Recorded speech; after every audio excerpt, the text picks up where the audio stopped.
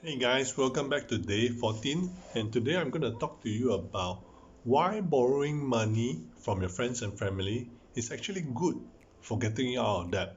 So, many of us who grew up in the Asian community, the biggest taboo is really about trying to borrow money from our friends and family, right? Because whenever you talk about money, there's always uh, this fear of hurting relationship and that we argue and we we don't see eye to eye after when things don't go as planned, right? So for example, like uh, many of us, I'm sure you've gone through this situation where you actually lend them some money to friends and eventually they don't pay back, and then it's just very hard for you to ask money from them because uh, technically they have the obligation to pay back. Why should I ask, right?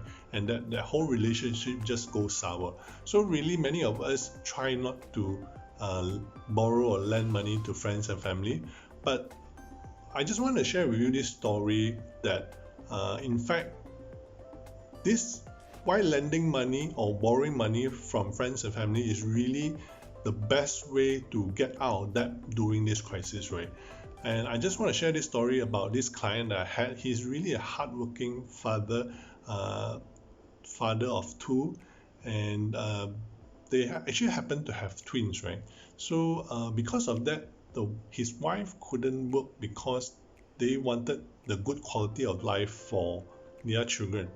So the father, this client of mine, whose father, basically took up the whole responsibility of carrying the whole family on his shoulders, right? And of course, we know in KL these days it is very challenging for just uh, one of the spouse to be working instead of both spouse working, right? Because of the lifestyle, the cost of living, everything is skyrocketing, and just to have a simple 2 meal or 3 meal a day, and yeah, just even the basic necessities, right, could really put us just trying to survive and just trying to get out of the water, like trying to stay afloat, right? So what happened was that he actually went into debt and he started owing the credit card close to about 70 to 80,000, and he was literally paying 24% interest.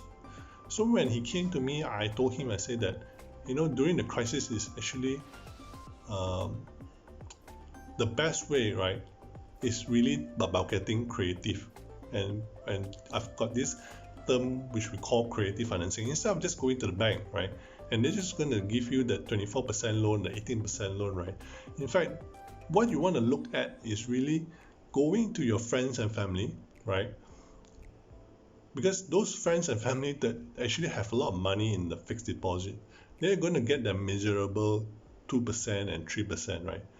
Make them a deal, borrow money from them, right?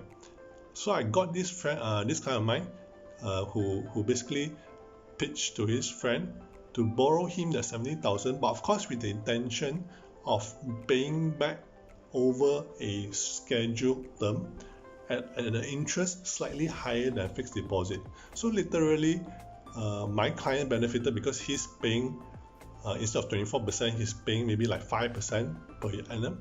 And he also benefited his friend because his friend literally got a higher interest than if you were to continue to put the money in fixed deposit, right?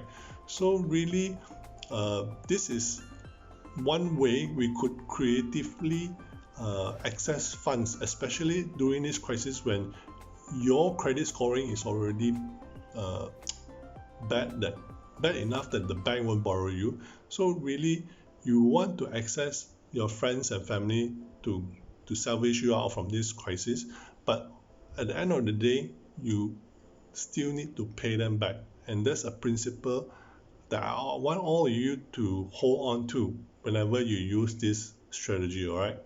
So comment at the section below. Let me know if you agree or you disagree.